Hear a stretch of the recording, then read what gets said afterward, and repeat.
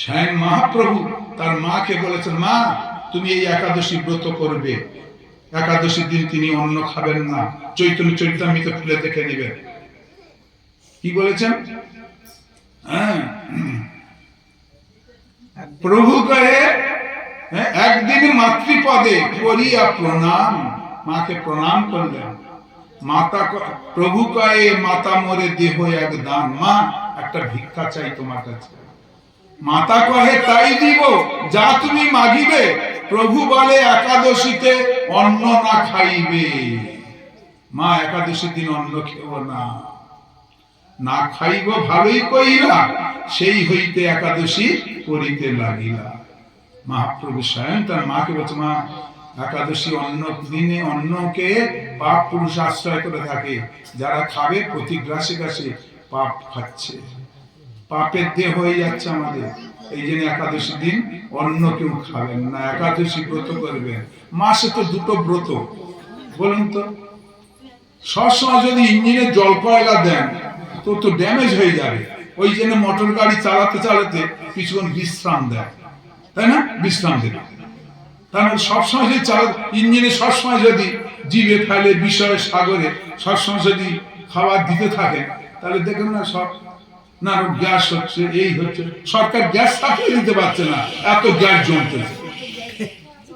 সরকার gas supply দিতে পারছে, এত গ্যাস জমছে। খালি খাচ্ছে, খালি খাচ্ছে।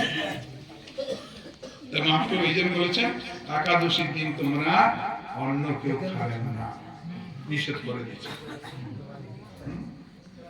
অম্বরীশ মহারাজ শ্রীমদ্ ভাগবতে নবম স্কন্ধে বলছেন, অম্বরীশ মহাভাগ সপ্তদ্বীপঙ্গতি মহি। হে অম্বরীশ মহারাজ, তিনি 7টা দ্বীপের অধিপতি। সাতটা, জম্বু, সাত, কুশ, পঞ্চ, এর 7টা দ্বীপের অধিপতি হেন রাজা হয়ে তারা সস্ত্রীক একাদশী ব্রত করেছে। একাদশী ব্রত করেছে, হ্যাঁ, করে কি করেছে? এখন সেই ব্রত করে পরের দিন পারণা আছে, কালকে পারণা আছে। সূর্যোদয় থেকে 10টার মধ্যে পারণা করে নিতে হবে, পারণাটা ঠিক রাখতে হবে।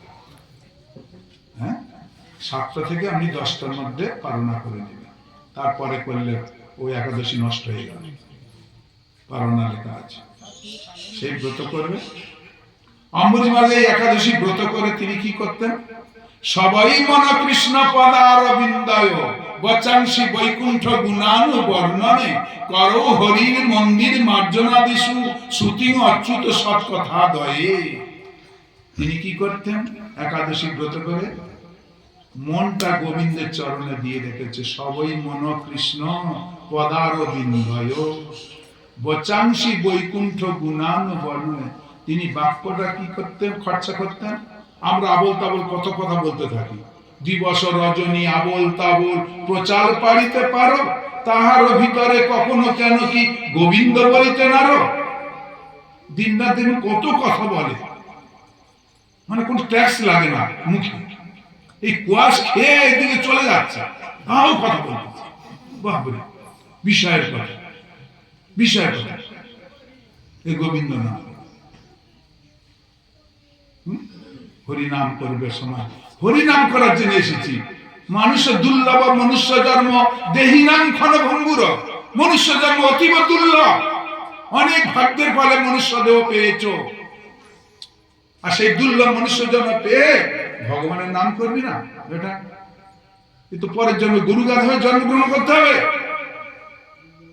দুর্লভ মনুষ্য জন্ম দেহিনাম ক্ষণভঙ্গুর, এই আছে এই নাই।